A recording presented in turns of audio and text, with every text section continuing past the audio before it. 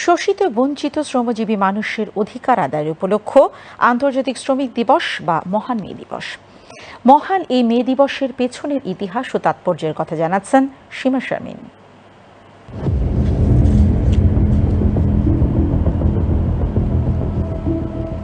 যে হাত শ্রম দেয় সেই হাতেই গড়ে ওঠে সভ্যতার বিকাশ। জাতির উন্নতি তখনই সম্ভব যখন নিশ্চিত হয় তার শ্রমিকের অধিকার, আর শ্রমিকের সেই অধিকারই রক্ষা করে তিলে তিলে গড়ে ওঠা বিকশিত সেই সভ্যতাকে।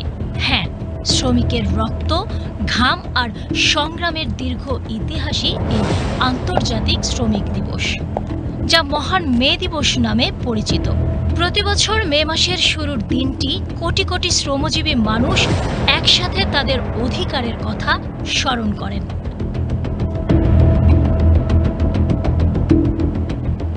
বাংলাদেশ সহ বিশ্বের ৮০টিরও বেশি দেশে পহেলা মে জাতীয় ছুটির দিন হিসেবে স্বীকৃত।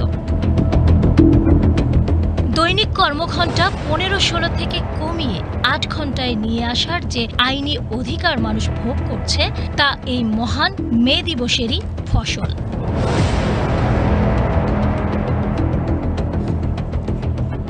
তাৎপর্যপূর্ণ এই দিবসটির পেছনের দীর্ঘ ইতিহাস ঘাটলে দেখা যায়, ঊনবিংশ শতাব্দীতে শিল্প বিপ্লবের যুগে শ্রমিকদের জীবন ছিল অকল্পনীয় কষ্টের। প্রতিদিন ১৫-১৬ ঘন্টা অমানবিক খাটুনি, অথচ মজুরি ছিল সামান্য।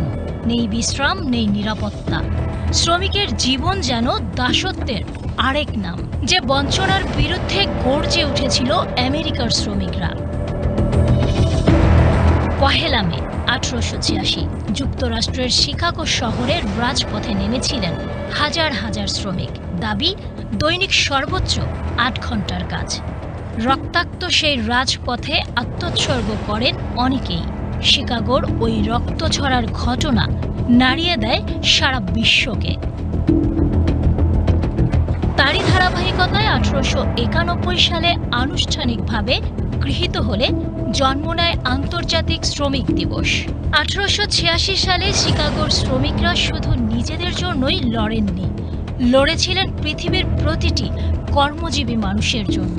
তাদের সেই আত্মত্যাগ ২০২৬ সালেও সমানভাবে প্রাসঙ্গিক, কারণ বছরের পর বছর পেরিয়ে গেলেও শ্রমিকের লড়াই শেষ হয়নি আজও।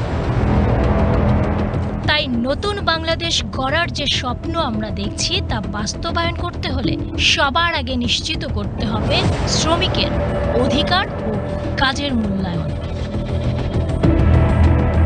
সীমা শারমিন, বিটিভি নিউজ।